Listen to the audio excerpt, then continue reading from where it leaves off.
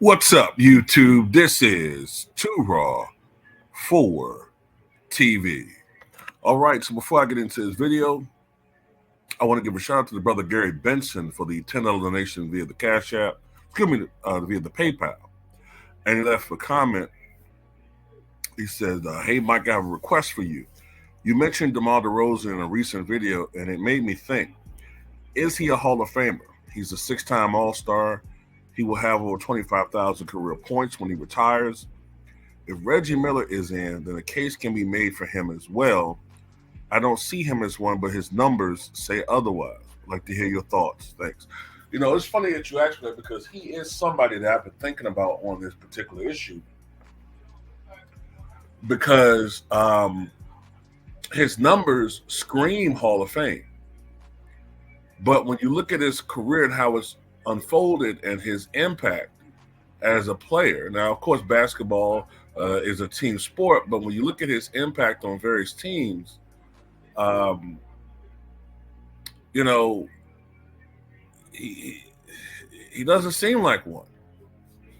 A good player, yes, but he doesn't seem like one.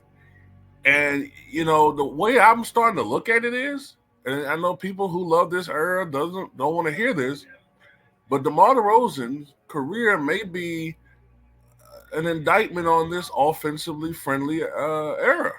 It may be an indictment on the fact that it's being perceived as just so much easier to score.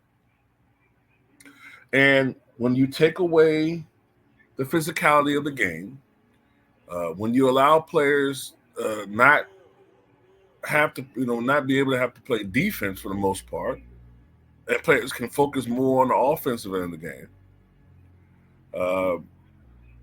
And like I said before, when you take away the physicality, when you add into the fact that these guys are coming pretty much,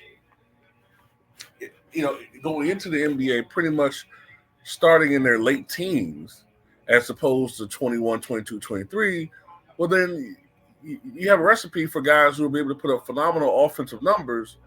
But just how impactful are these offensive numbers when, these teams are scoring more points per game than they have in 30 years. And as a consequence, you could argue that their offensive numbers are inflated. So let's look at this. DeMar DeRozan, for his career, averages 21.2 points per game, 4.4 rebounds, 4.1 assists. Now, look, if he was averaging this 25 years ago or 20 years ago, those are solid all-time numbers, especially considering he's played in 1,143 games. He's just 35 years old. And I say just 35 because he came into the NBA. His debut was 2009, which means that he started playing basketball in the NBA when he was just 20 years old. Which, is further to my point how these guys go into the NBA a lot younger. For his career, he shot 46.9% from the floor, 29.7% from downtown. He's not a great three-point shooter. 84.1% from the line, great foul shooter. 19 career PER rating, which is indicative of a really good player, but not a perennially all-star player. This year for the Kings, he's averaged 20.9 points, 3.8 rebounds, 3.9 assists, 48% shooting from the floor, 31.3% from downtown, nearly 86% from the line, 17.1 PER rating. Let's look at the let me see if I can find that. Let's look at his achievements as far as his career is concerned. As Gary mentioned, a 6-time All-Star, 2-time All-NBA second teamer, All NBA third team in 2017, which means he was never on any All NBA first or second teams. Excuse me, I take it back. He was on two All NBA second team. He was never in the All NBA first teams. Excuse me. And that's it as far as his NBA accomplishments: 6-time All Star, 2 All NBA second teams, and 1 All NBA third team. But he did win an Olympic gold medal in 2016 with men's basketball, and won a World Cup championship 2014 in Spain.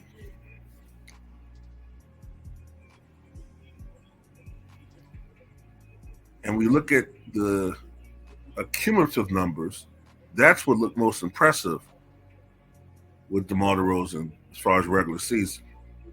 He's at 24,273 points. More than likely, he's going to finish over 25,000 points.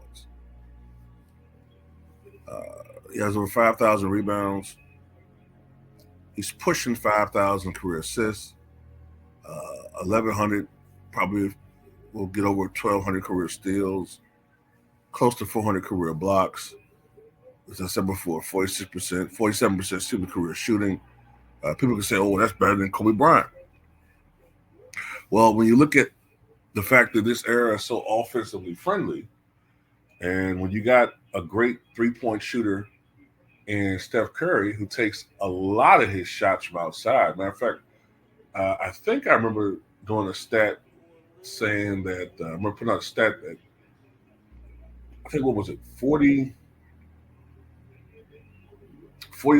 of his shot attempts have been three-pointers, and he still shoots at a percentage for his career that's higher than DeMar DeRozan. So if anything, that's an indictment on DeMar DeRozan. Why is your field percentage not higher? Because you don't take a great amount of threes. He's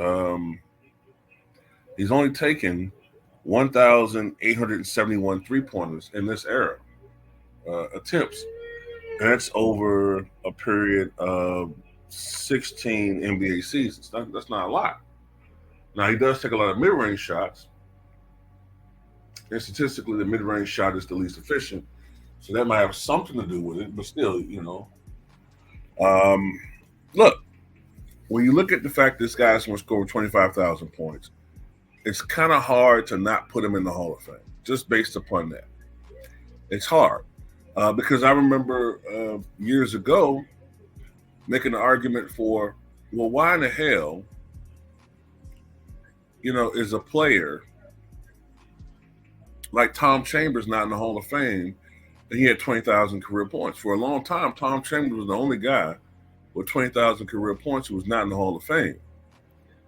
And since then, you've had Mitch Richmond going to the Hall of Fame.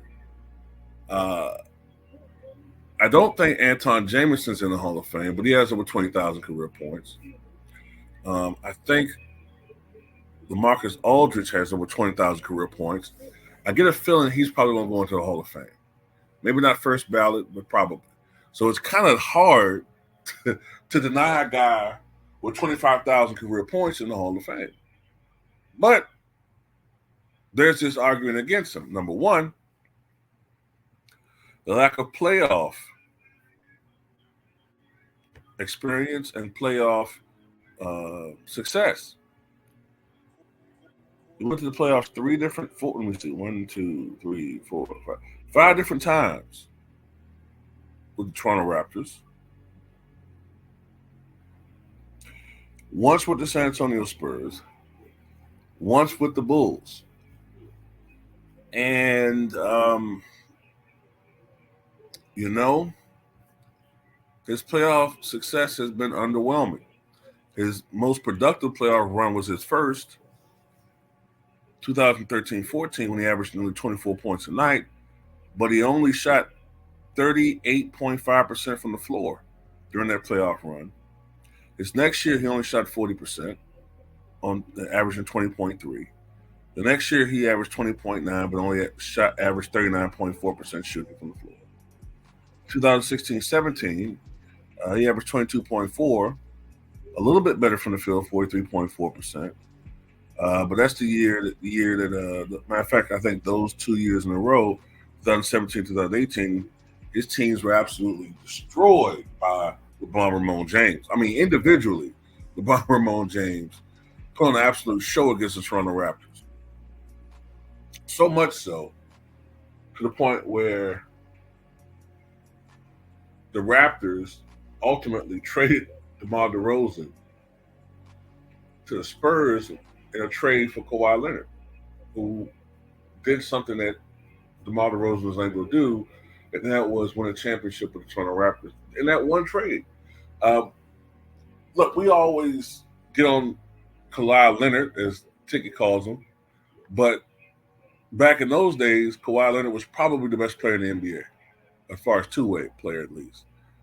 So that was a huge, stunning indictment on DeMar DeRozan, that in 1 year, Kawhi Leonard was able to win a championship essentially with the same roster that DeMar DeRozan was failing with.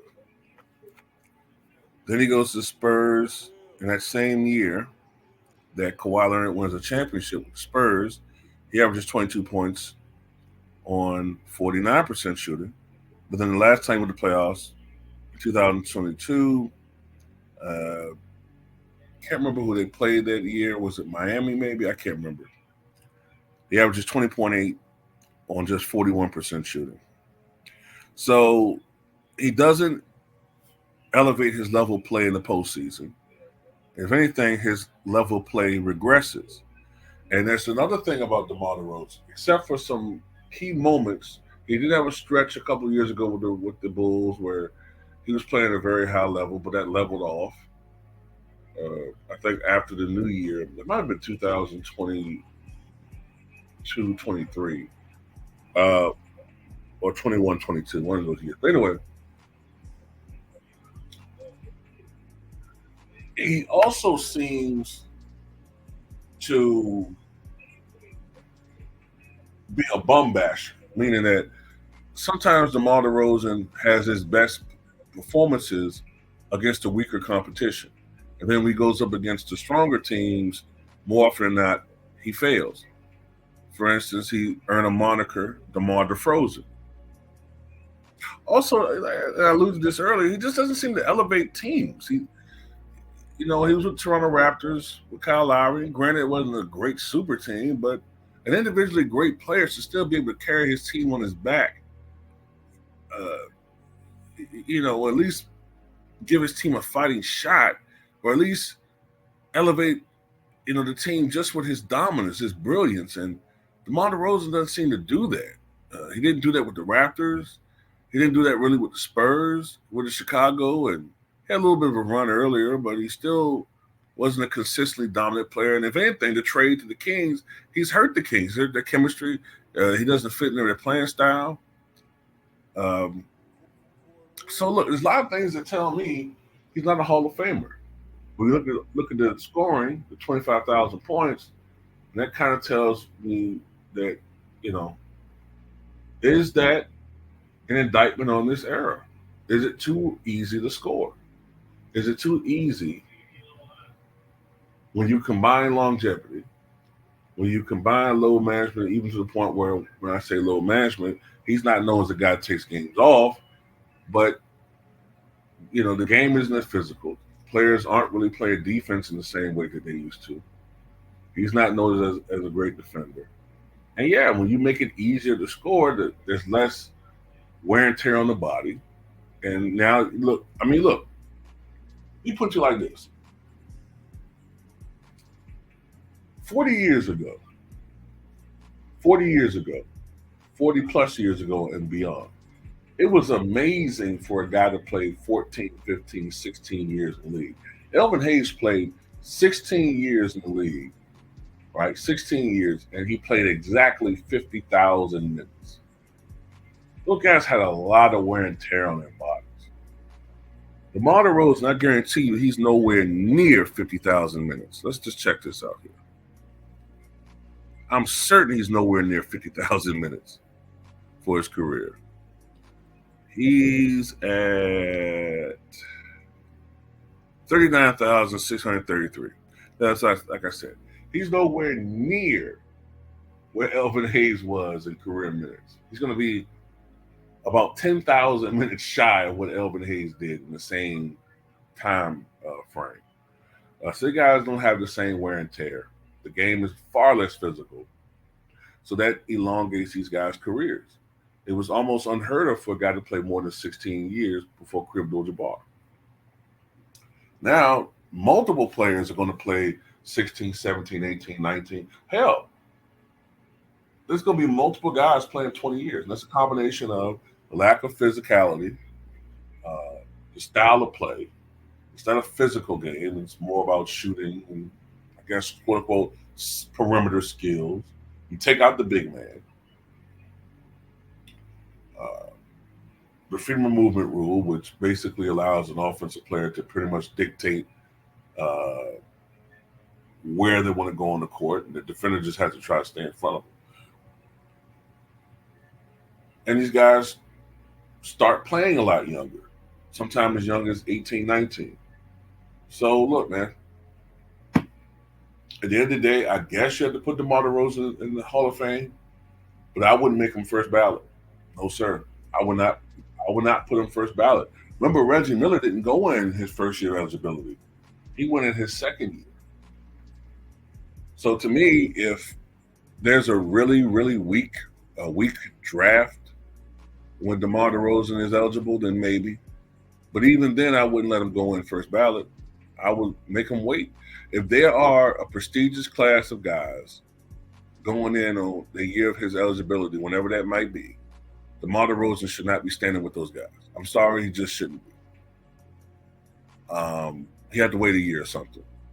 Let him go in on a year when there's a pretty weak class of guys going in, because that's the tier that he belongs in. And it's not me trying to be, nasty or hateful or hating on DeMar DeRozan. He just doesn't stand. He just shouldn't stand there with, say, a LeBron James. I'm sorry. That wasn't a rivalry they had. That was a bloodbath. You know what I'm saying? He doesn't belong on stage with a Kevin Durant or LeBron James or those guys. I'm sorry. He just doesn't. Not even a James Harden. He doesn't belong on that tier. That's just my opinion, at least. Tell me what you guys think.